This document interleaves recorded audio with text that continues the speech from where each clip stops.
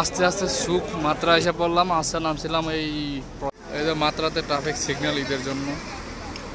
যত সন্ধ্যা হইতেছে তত মানুষ বাড়তেছে, যত সন্ধ্যা হইতেছে। আগে তো এই রাস্তাতে হাঁটা যায়, তো এখন হাঁটার মতন অবস্থা নাই, এত মানুষ বাড়তেছে। মাত্রার সৌন্দর্য নাকি সন্ধ্যার পরে দেখা যায়, রাতের বেলা দেখা যায়। এখানে যে শিবের ভিতরে এখন বাতি জ্বলতেছে, সো এই সৌন্দর্য দেখার জন্য এতক্ষণ দাঁড়ায় আছি। তো দেখবো, তারপরে হয়তো রুমে যাব।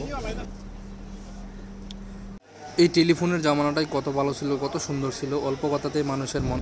আসসালামু আলাইকুম ওয়া রাহমাতুল্লাহি ওয়া বারাকাতুহু। Welcome back another blog. আজকের ব্লগটি আসলাম আমি ওমান মাত্রাতে। ঈদের দিন সবাই এখানে অনেক পর্যটক আসে। সো এই পর্যটকের মাঝে আমি আসলাম ওমান মাত্রাতে ঘোরার জন্য। সো আপনাদেরকেও দেখাবো ওমান মাত্রা। পর্যটক বলতে গেলে এখানে আমার মনে হয় কম হলেও 2 থেকে 3 হাজার পর্যটক আছে, আর বেশিরভাগই আমাদের বাঙালি। যে এখানে একটা শিব দাঁড়ানো আছে, বিশাল বড়। এই যে এটা আমি মাত্র এসে নামলাম মাত্রাতে। এই যে আমার পিছনে শিব দেখা যাইতেছে। সো এই শিবের সাথে ছবি তোলার জন্য সবাই এখানে আসে বেশিরভাগ। সো আমি এখন যাইতেছি। আর এই যে জায়গাটা দেখতেছেন, অনেক প্রচুর লোক। আমি এখনো উপরে দাঁড়ায় আছি, এখনো মানে যাই না, ওই সাইডে যাই না ভিড়ের মধ্যে। সো মাত্র আসলাম, রমজান মাস গেছে। রমজান মাস যাওয়ার পর থেকেই মনে করেন যে মনে হইতেছে এখনো রোজা রাখছি, তো পানি টানি কিছু খাই না। প্রথমে আগে কোথাও সুপার শপ দেখতে হবে, সুপার শপ দেখে কিছু পানি কিনতে হবে, কিছু খাইতে হবে। দুপুরের লাঞ্চ এখন আমি করি নাই। রমজান মাস বুঝলেই গেছি যে রমজানের পরে যে খাইতে হয়। সো যাক, এখন আমি যাইতেছি মাত্রা, সেই জায়গার মধ্যে দেখতে থাকেন। প্রচুর গাড়ি, গাড়ির শব্দ মনে করেন যে অন্য মানুষের কথা শোনা যাইতেছে না। এখানে দেখতেছেন লোকেরা, শত মানুষ। শুধু এখানে না, এই যে পুরোটা এরিয়া মানুষের, পুরো এরিয়া ভর্তি, ভরপুর।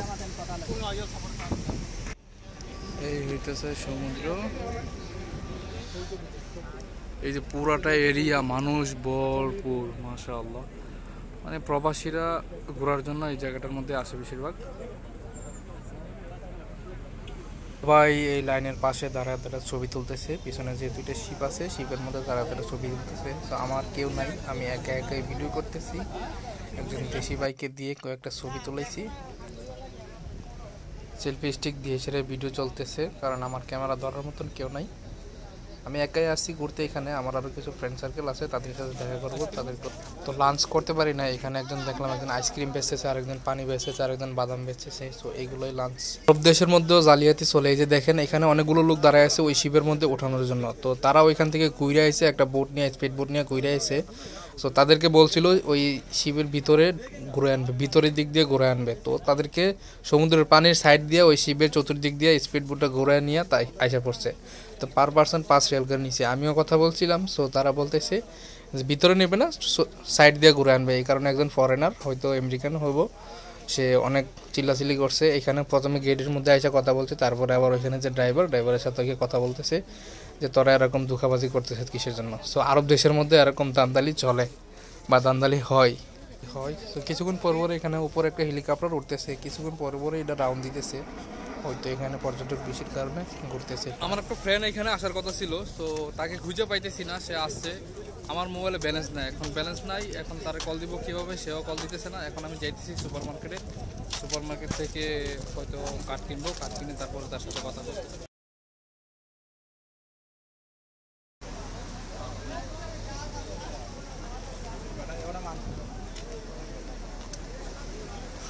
এখনো পর্যন্ত সুপার মার্কেট খুঁজে পাইলাম না। এদিকে সুপার মার্কেট নাই। সুপার মার্কেট বলতেছে বন্ধ, যেগুলো আছে এগুলো বন্ধ। এই কারণে ঘুরতেছি। মাশাআল্লাহ,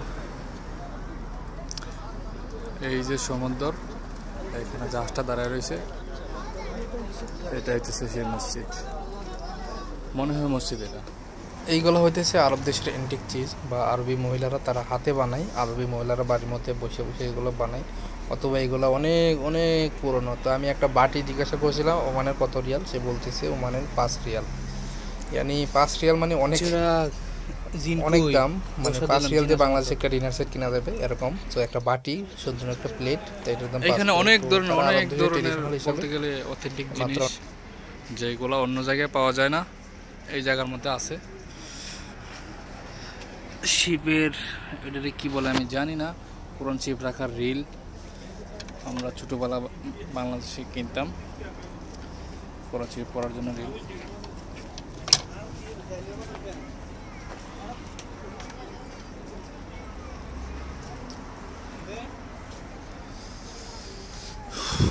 দোকান আছে বা এখানে অনেক সস্তা আছে, যেগুলো 2 নম্বর কপি মালগুলো আরও সস্তা আছে, 200 পয়সা 300 পয়সা 500 পয়সাতেও পাওয়া যায়। এখানে আরব দেশের টুপি রুমাল এইসব জিনিসও পাওয়া যায়, আরবিরা যেগুলো পরে ইউজ করে।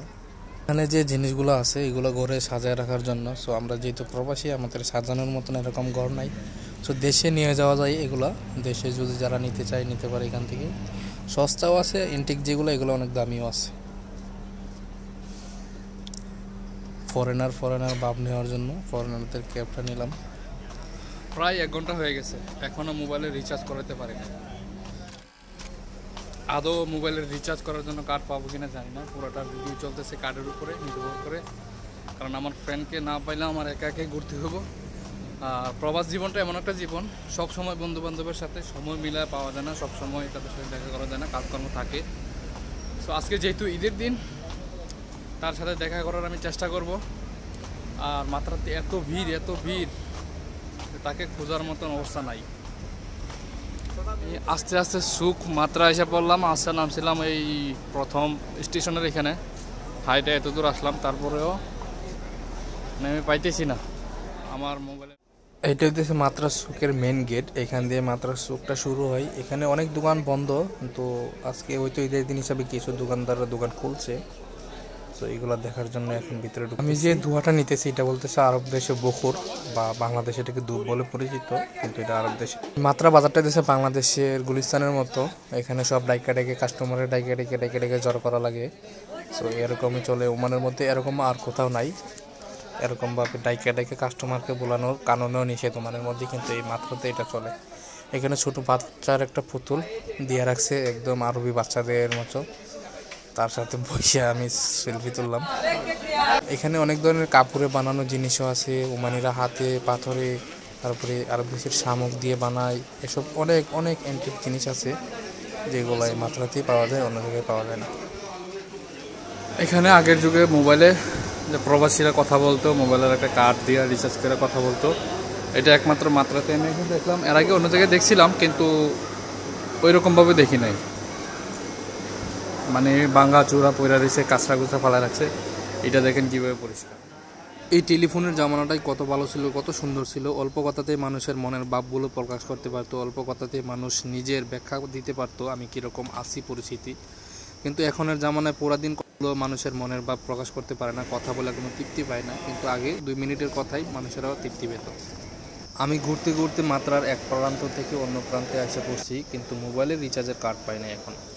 পুরোটা মাত্রা ঘুরে ফেলালাম, একটা মোবাইল রিচার্জ কার্ড পাই নাই। তো আমি আমার ফ্রেন্ডকে কলও করতে পারি নাই, তার সাথে এখনও দেখা করতে পারি নাই। যদি কার্ড রিচার্জ করতে পারি তাহলে অবশ্যই তার সাথে কথা বলবো, তাকে আমার ভিডিওতে আনবো। আর এটা হচ্ছে মাত্রা বাজারের ভিতরটা, আমি একবারে শেষ প্রান্তে এসে পড়ছি। তারপরে আর মাত্রা কিছুতে নাই, তারপরে হইতে পারে আছে আগের সামনে, কিন্তু তারপরে আমি আর জানি না। এখানে অনেক অ্যান্টিক চিজ আছে, এটা হচ্ছে জাদুর চিরাগ। মানুষ খালি বাড়তেই আছে, ধীরে ধীরে মানুষ বাড়তেই আছে। এটা মাত্রাতে ট্রাফিক সিগন্যাল ঈদের জন্য বিশাল লম্বা সিরিয়াল লাগছে। মাত্রাতে আমি যে ফ্রেন্ডের সাথে দেখা করার জন্য আসলাম, অবশ্যই সেই ফ্রেন্ডকে পাই নাই, কিন্তু অন্য আরেকজনকে পাইছি।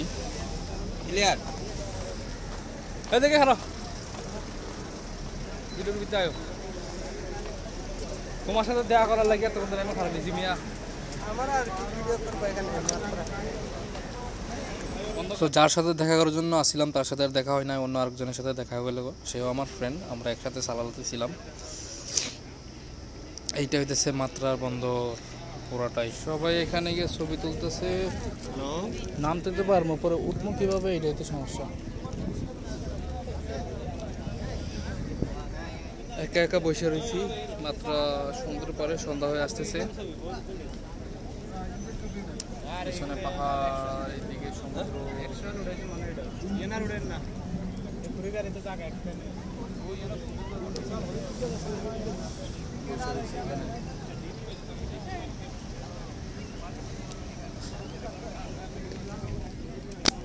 মাত্রার সৌন্দর্য নাকি সন্ধ্যার পরে দেখা যায়, রাতের বেলা দেখা যায়। এখানে যে শিপের ভিতরে এখন বাতি জ্বলতেছে, সো এই সৌন্দর্য দেখার জন্য এতক্ষণ দাঁড়ায় আছি।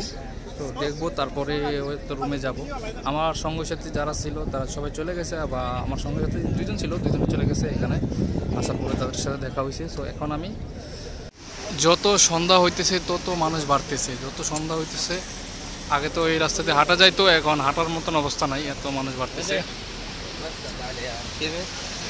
রুমে যাওয়ার পালা, এখন চলে যাব মাত্রা থেকে। ইনশাল্লাহ দেখা হবে পরে অন্য কোনো ভিডিওতে। পাশে থাকবেন, লাইক কমেন্ট সাবস্ক্রাইব। ইনশাল্লাহ ওমান নিয়ে আরও অনেক ভিডিও আসতেছে ইনশাল্লাহ, পরবর্তী দেখার জন্য অনুরোধ রইল।